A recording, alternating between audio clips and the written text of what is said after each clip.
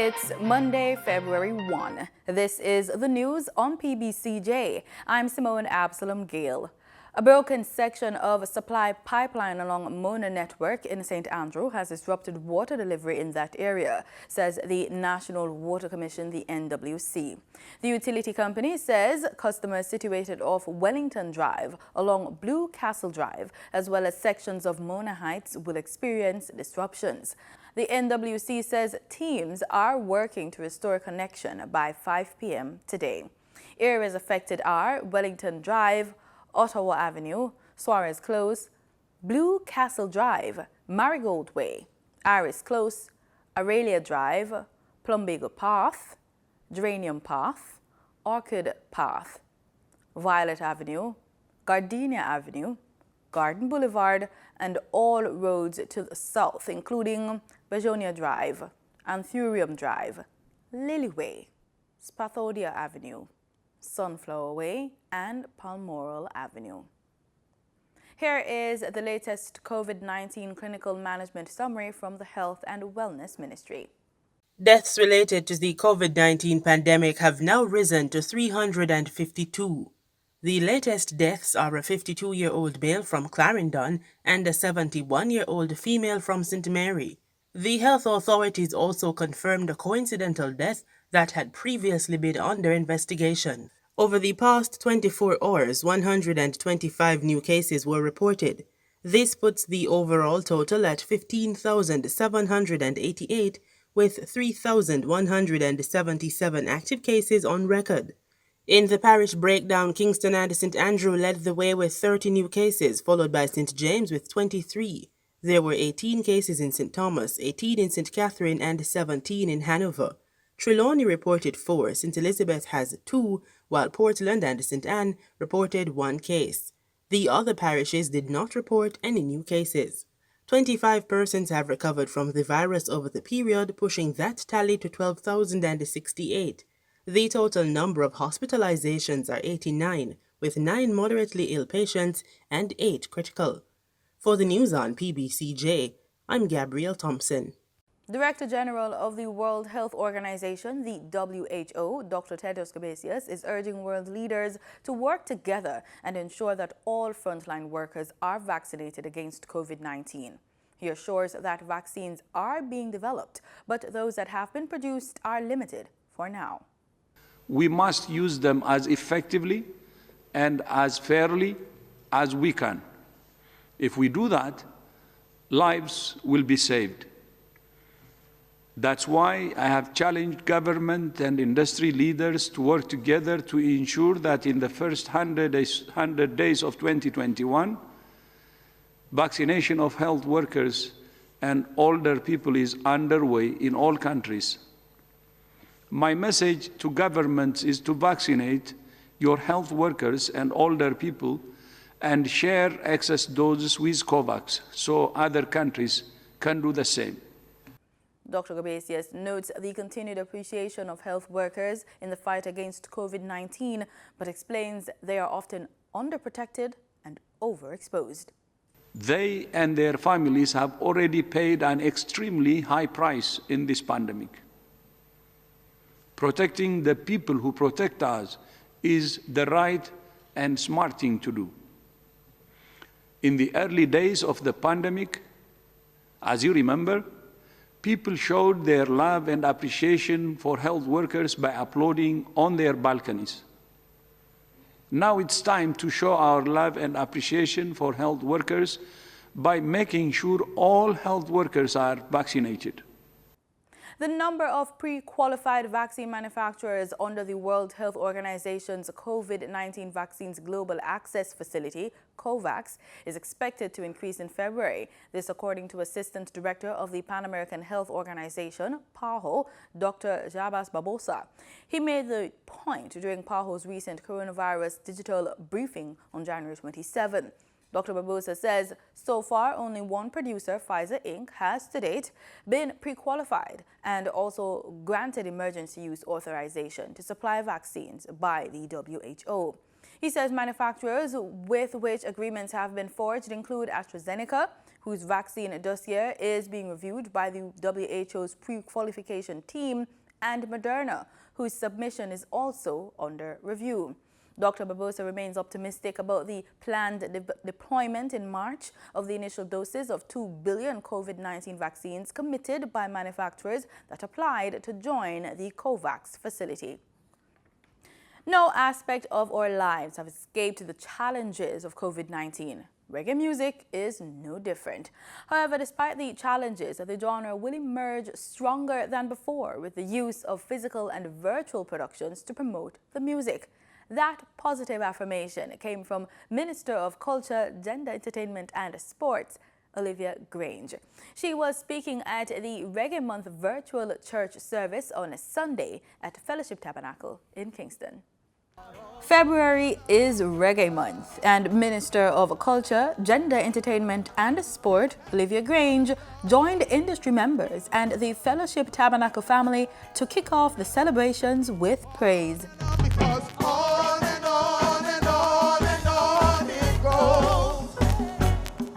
Minister Grange voiced commendations to artists and producers for adapting to the times and continuing to push out new reggae music.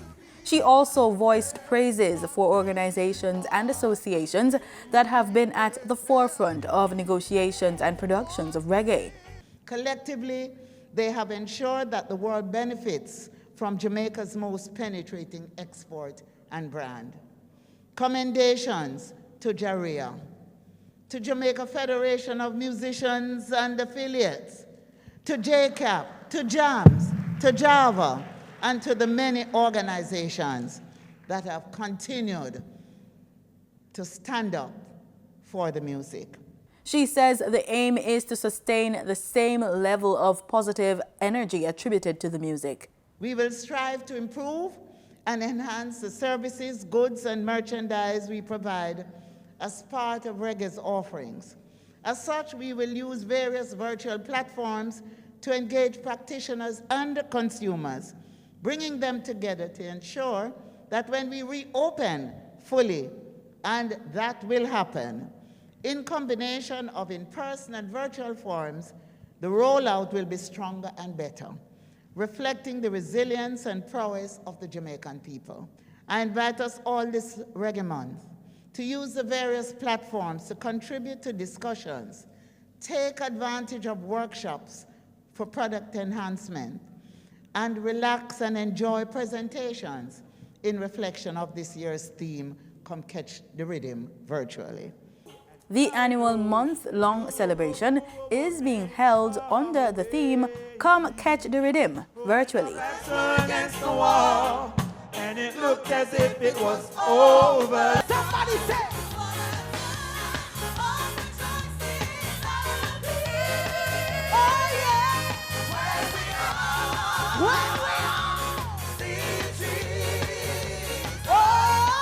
so come on, man, let's begin to use it to increase productivity in the country. Shift the scenario. Let's use it for social transformation. Let's use it for spiritual upliftment. Let's use it for reordering society. Let's use it to give hope to our people. Why? It is a gift that God has given. Everybody, let me see your hand up. Say, it's already done. It's already done. Your victory's won. It's already done. You will not die here. Even though you cry here, your victory's won. It's already. If you know it, let me hear you. Let me hear it. PBCJ is the official channel and social media platform. Masterclasses in publishing and copyright for songwriters, musicians and artists will be a feature of this year's Reggae Month activities. For a complete listing of all the Reggae Month activities, which will be streamed live here on the PBCJ and all our social media platforms, go to PBCJ Facebook and PBCJ Instagram pages. My victory. No, make it personal. Make it personal. It's hard to imagine Jamaica without thinking of a good plate of curried goat. The presence of curry on our shores is one of the many contributions made by indentured Indians who came here to work long ago. It also reinforces the advantages of immigration and how it can enrich a nation's cultural diversity. The Indian Constitution came into effect on January 26, 1950, which declared India as an independent republic. The usual ceremonies to mark the day were dispensed in Jamaica. Instead, the Indian High Commission to Jamaica put on a series of free medical camps across Jamaica. Hundreds of Jamaicans were able to access crucial health services on Sunday, January 31, thanks to the Indian High Commission in Jamaica. They spearheaded a series of medical camps across the island, manned by trained general and specialist doctors. The free medical camps was an innovative way by the High Commission to celebrate India's National Republic Day. The first stop by the Indian High Commissioner was the medical camp at the Constant Spring Library in Cassava Peace, Kingston. How many doctors are participating in the camp? In this camp, 4 doctors. It's Dr. Reddy, Dr. Anil, and Dr. Sheikh, and Dr. Ram Shetty, 4 of us.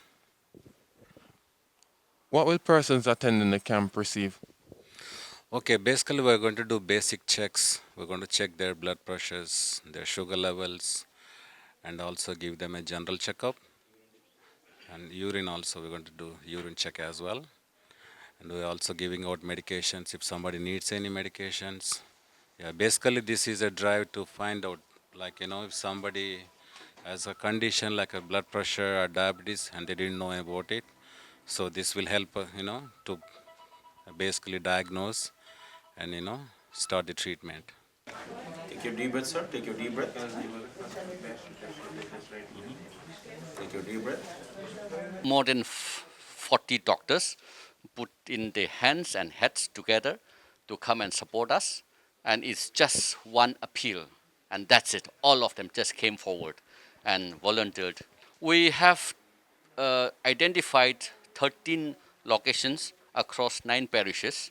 That is available on the ad that we put up in both Cleaner and also in the Observer. I think that's everywhere. So 13 locations in 9 parishes.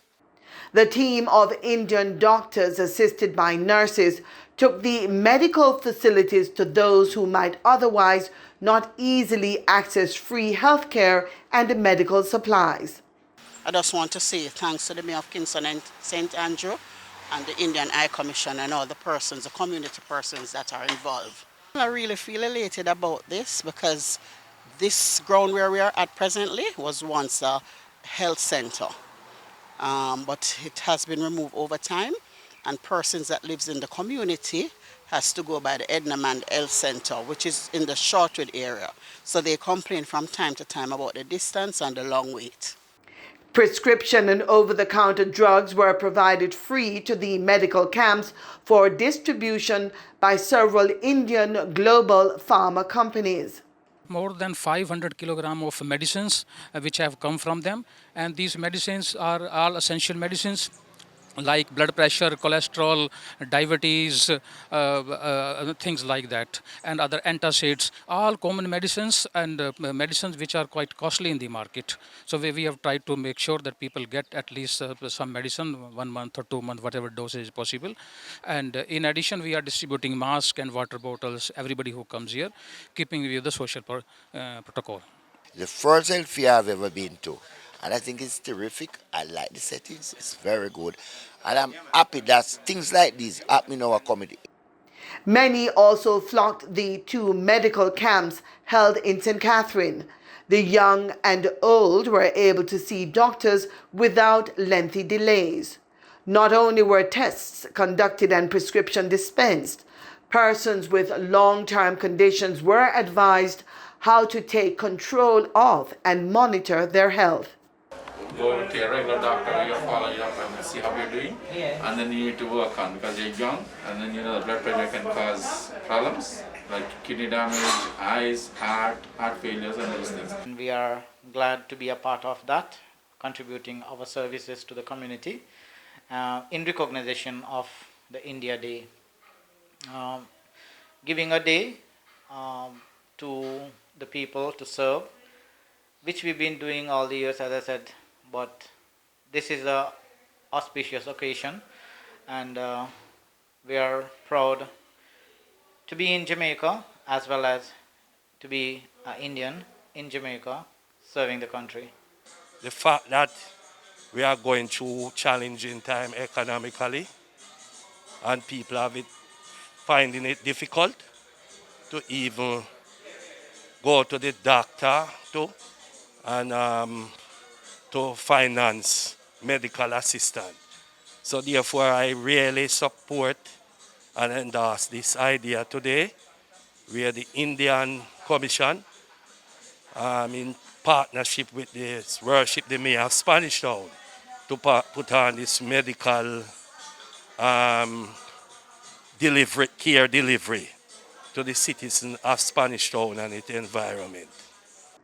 The early detection and diagnosis made by highly qualified and experienced multidisciplinary Indian medical team, along with the 500 kilograms of medication, are seen as invaluable. Cost is not important. What is important is the spirit of the doctors, the spirit of the pharmaceutical companies. At just one appeal, they have come forward and say, okay, let's give back to the community. I think that's the beauty of this camp. This is the genesis of even greater things to come, because we want to plan this initiative for 2022. I must say this is a wonderful innovation and assistance by the Indian High Commission. And I know that there are other High Commissioners, many from the European countries, who have been very, very helpful. And I encourage them, High Commissioners and Ambassadors, to render help to Jamaican people as much as they can, as I encourage Jamaican ambassadors elsewhere to render help where we can. And so at this time, when this is a global pandemic, all hands must be on deck. And I'm willing, particularly today, very happy particularly today, to identify the Indian High Commission. And I know other High Commissioners and ambassadors are helping Jamaica at this time, and we appreciate them too. For the news on PBCJ, I'm Carol Francis. We go now to news straight from the business desk. Gabrielle Thompson keeps us in the know with the latest financial market information in this quick report. In Friday's trading session, the JSE Combined Index advanced by 2,767 points to close at under 400,000 units. Overall market activity resulted from trading in 84 stocks, of which 43 advanced, 33 declined, and 13 traded firm. The Junior Market Index advanced by 38 points to close at under 3,000 units. Stocks advanced for 138 Student Living Jamaica, Access Financial Services, and CAC 2000 Limited. Stocks declined for 138 Student Living Variable Preference, AMG Packaging and Paper Company, and Barita Investments Limited. Trading firm were 1834 Investments Limited, Siboney Group Limited, and Consolidated Bakers Jamaica.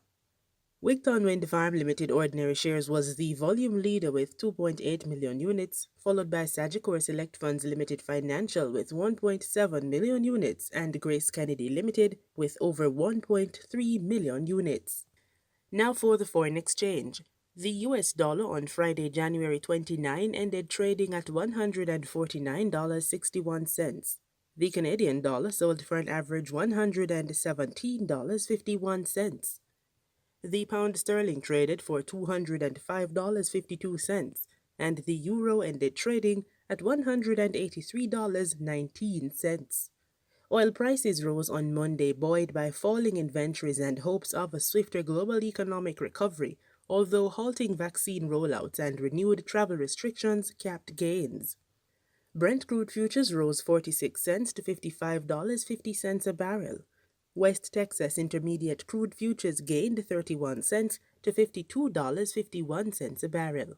Both benchmarks gained nearly 8% in January.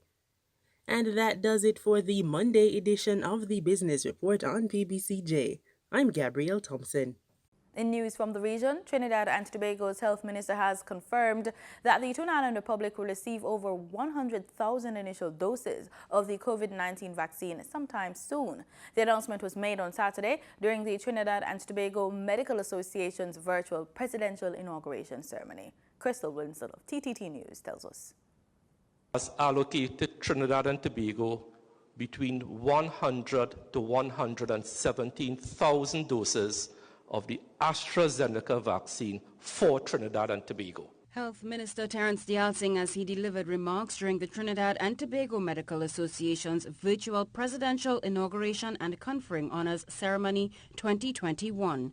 According to Minister Dialsing, the initial allocation will provide vaccines for at least 50,000 people and 50% will be reserved to ensure each recipient receives the required 2 doses of the vaccine. We are pursuing the acquisition of vaccines through 3 channels. 1, COVAX. 2, bilateral talks with the vaccine manufacturers themselves, like Pfizer, like Moderna, like AstraZeneca, like Sinopharm from China. And 3, we are also pursuing a CARICOM initiative using the African Medical Council to procure vaccines for this region. The health minister said preparation is already underway for receipt and storage of the Oxford AstraZeneca vaccine. We currently have in country the capacity to store over 300,000 vaccines that need to be stored at 2 to 8 degrees, which is the AstraZeneca, in case we get that. We also have the capacity to store in country right now, the capacity to store about 200 Pfizer vaccines, because that has to be stored at -70 in case we get that. And we have similar capacity to store the Moderna vaccine at -20 in case we get that. According to Minister Dialsing, this is significant development for Trinidad and Tobago. The vaccines are expected to arrive sometime between the end of February and the first week of March 2021. Crystal Wilson, TTT News. COVID-19 related deaths in Barbados climbed to 214 on Sunday after the country recorded its first double death from the virus within a 24-hour period. More from Barbados today. The two, a 55-year-old male and a 64-year-old female, both Barbadians, were patients at the Harrison Point isolation facility for a few days and died within an hour of each other on Sunday morning. Infectious diseases specialist and the consultant in charge of Harrison Point, Dr. Corey Ford, said both persons experienced shortness of breath for some days before seeking medical help at the Queen Elizabeth Hospital's Accident and Emergency Department, and he's urging residents not to self-diagnose or ignore signs such as fatigue, headaches, persistent sinus drips, flu-like symptoms, loss of taste or smell, and changes in breathing, either rapid breathing or shortness of breath. He stressed that any one of these symptoms or any combination of them could be a sign of COVID infection. Meantime, the island's COVID-19 count moved to 1,545 on Saturday after 22 persons tested positive for the viral illness. The new positive cases comprise 12 women and 10 men. 5 of the individuals are persons who were previously sent to the Harrison Point isolation facility for assessment. The other 17 cases are all Barbadians. The island now has 375 active cases. 19 more persons recovered and were discharged from isolation.